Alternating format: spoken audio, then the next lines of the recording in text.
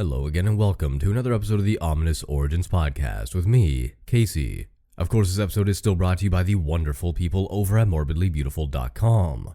Morbidly Beautiful is your one-stop shop for all things horror content related, from interviews, reviews, top 10 lists, and everything in between. Now, this week we're gonna go back to some supernatural kind of stuff and look at an unknown little figure from ancient times. Well, even timeless to some.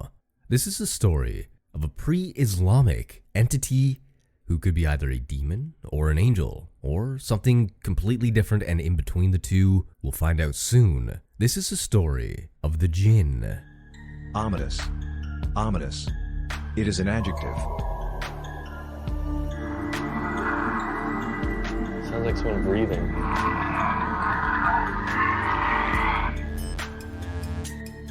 Ominous.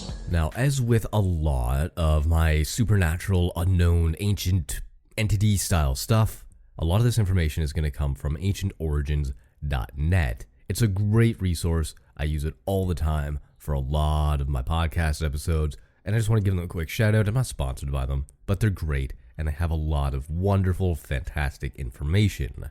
And on there, they just happen to have some information on the Jinn. So let's just dive right in. What is a Jinn? A lot of people think they're pretty synonymous with genies, and you wouldn't be 100% wrong. However, there is a little bit of a difference, and we'll dive right into that soon enough. Now, in translation, the term jinn can be interpreted as a hidden figure, or hidden ones, or hidden from sight. In Arabic, the word jinn defines a collective number, and it comes from the root word jinn or jeen, J-N-N or G-N-N, which means to hide or to be hidden. All this implies that jinn are not necessarily spirits, but that they are hidden in their status in time, in space, and of course in darkness, because what good entity doesn't like hiding in the shadows? So let's dive into the word jinn a little bit more, because as I said, a lot of people think genie. They think of Aladdin and they think of Robin Williams of granting wishes, and yes and no. So the word gna is also derived from the same root word. This refers to another place hidden in space and time, the Garden of Paradise. In English, genie is synonymous with jinn, and it is derived from the same Latin word genius, which also refers to a sort of protective spirit which each human was thought to have had since the moment of birth. The only resemblance between the two is the pronunciation, as jinn and genius are totally distinct entities. From the Latin genus, the modern term genetics is derived, with a certain resemblance to jinn, if you will, as these entities are believed to be capable of determining familiar features of resemblance. In Arabic, the singular for genie or jinn is genie, while the plural is jinn. Now, an entity this old doesn't not appear in popular culture. And the jinn does make an appearance in Arabian Nights and, of course, the Quran, which is a religious text. Jinn are most commonly found in the tales contained in the Arabian Nights, a writing which illustrates several kinds of jinn and spirits. According to the text, numerous spirits and entities exist alongside humans, and they interact with one another just as they interact with humans. Very similar to Greek mythology, where Zeus and the other gods would kind of come down and fuck with humans every once in a while, or fuck humans every once in a while. There's always a parallel between two religions and cultures, and this seems to be the common factor here. But I'm sure there's other ones if we dive in deep enough. Out of all of these entities though, the type of jinn known as ifrit is described as a physically larger entity than the rest, as well as the most powerful. Another kind of jinn, the marid, is said to have lived in the seas and oceans as a spirit of water. As the most well-known supernatural being of the Islamic tradition, jinn are often mentioned in the Quran. They reside in the void between the worlds, a parallel dimension different from the rest of the world of humans or any other known world. Even though angels, humans, and jinn are the three types of sentient beings created by Allah, the latter are by far the most mysterious.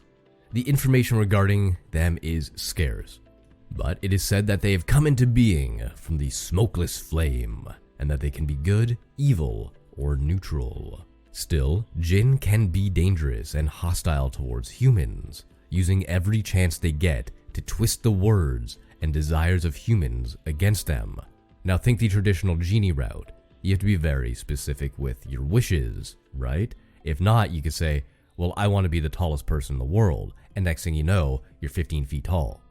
Or you want infinite amounts of money, but they don't tell you what currency, so, you might end up with a bajillion rubles or something. It doesn't really translate super well unless you're very, very specific. And that goes with a lot of demons, a lot of things that you summon in the dark. You have to be very specific, or they will take you out on a technicality. Now, the Surat al-Jinn is a surah contained in the 72nd chapter of the Quran, which is dedicated entirely to Jinn. Jinn are also mentioned in the Quran in the final verse of the Surat al-Nas. But the classic image of a Jinn as wishmasters was first depicted in Arabian Nights. Unlike angels, but similar to humans, Jinn enjoy free will. Therefore, they can make their own choices, and they can also, allegedly, be judged during Judgment Day and sent either to heaven or hell. Jinn usually live in highly remote areas with clouds, waters, trees, and mountains. So they're basically mountain men. It doesn't sound all that bad, to be completely honest. Sometimes I like to escape up into the mountains of Ontario, which don't exist. Damn it! Out to BC we go! Anyway, they traditionally are said to live in their own communities, and their existence can remain a secret, as they are able to travel over great distances extremely quickly. Think teleportation. Also, Jinn can make themselves invisible to the eye of humans, and because of this, stories say that humans can only get small, vague, and unclear glimpses of the existence of Jinn without fully perceiving their reality. Now, it's said that after Allah created man, he asked angels and Jinn to bow before Adam. At that time, one Jinn exerted his free will and chose to disobey the Creator. He was the Iblis. For his disobedience, he was banished from paradise and became the devil, under the name Shaitan.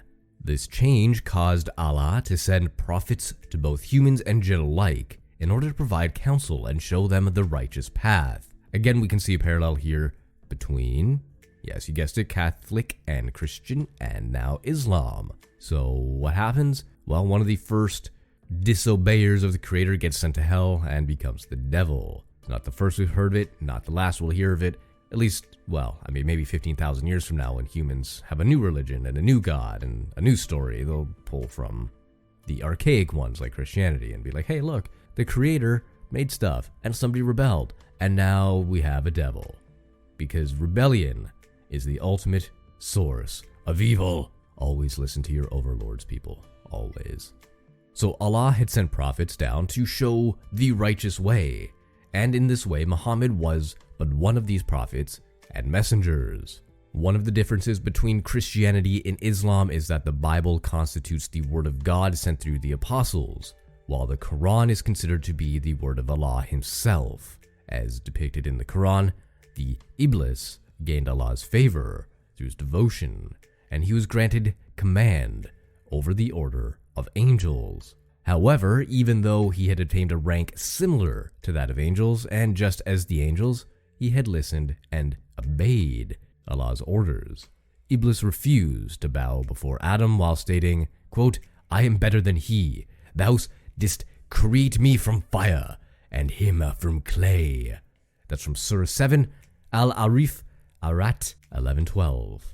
And again, I'm sorry if I butchered any of these names. It's not my intention. I just have a terrible way with foreign words. Anyway, let's continue on. Until the Qiyamah, Judgment Day, Allah and his mercy postponed the destruction of Iblis turned Shaitan. It even sounds like Satan. As for devils, the Islamic tradition states, quote, we made the evil ones friends only to those without faith. And that's from the Quran 7:27. In Christianity, Lucifer, an angel, became Satan, the devil. In Islam, Iblis, a jinn, became Shaitan, the devil. See, there's a lot of parallels there. A lot of parallels to draw on.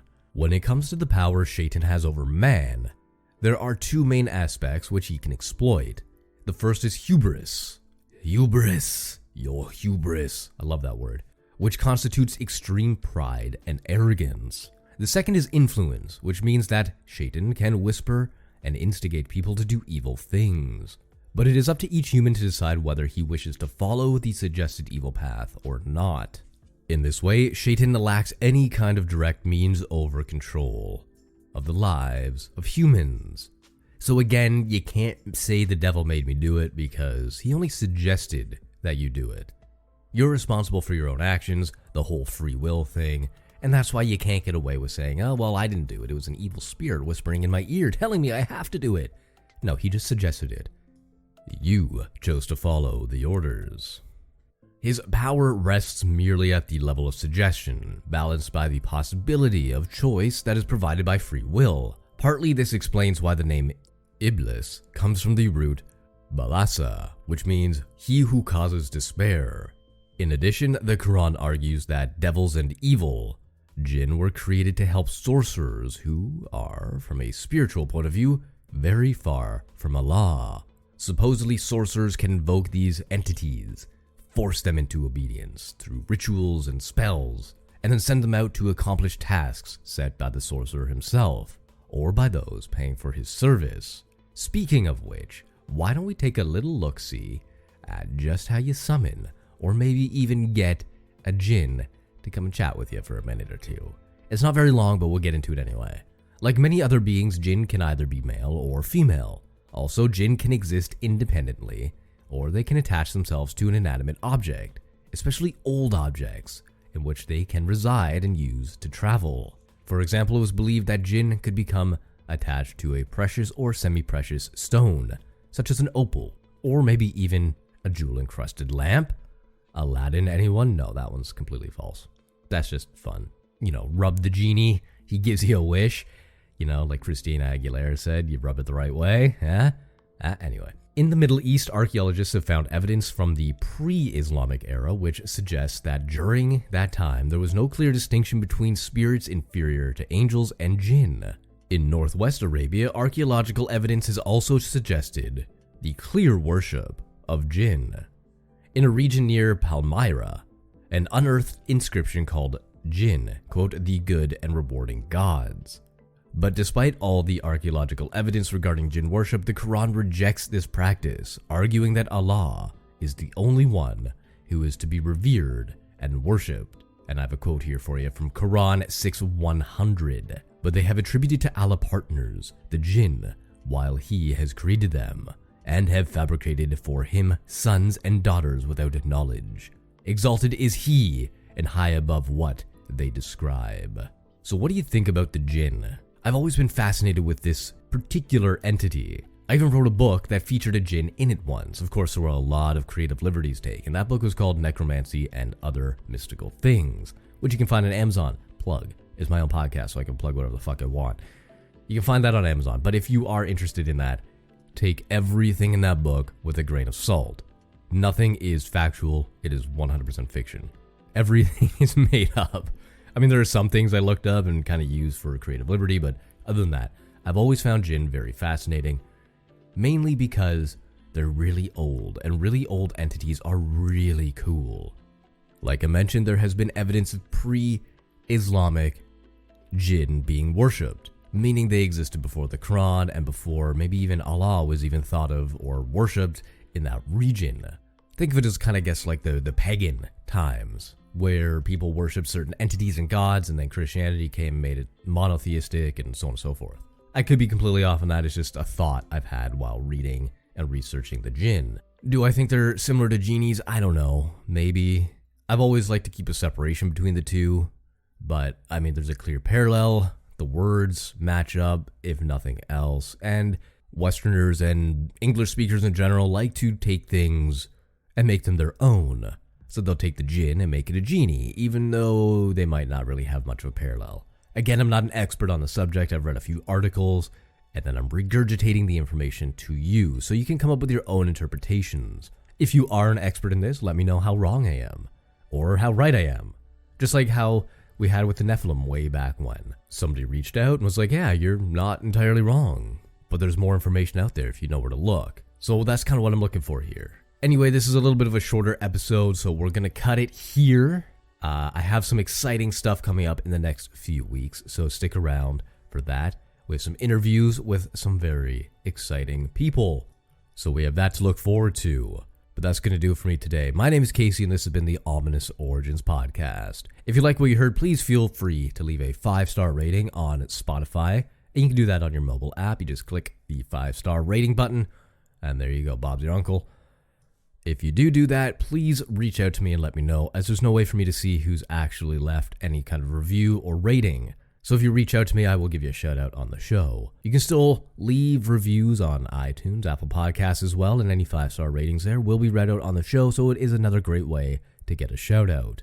Other than that, you can reach me on social media as well, on Twitter at HorrorShotsProd, Instagram at Ominous Origins Pod, or on Facebook at Horror Shots. So please do reach out. So that's all I got for you today. Until next time.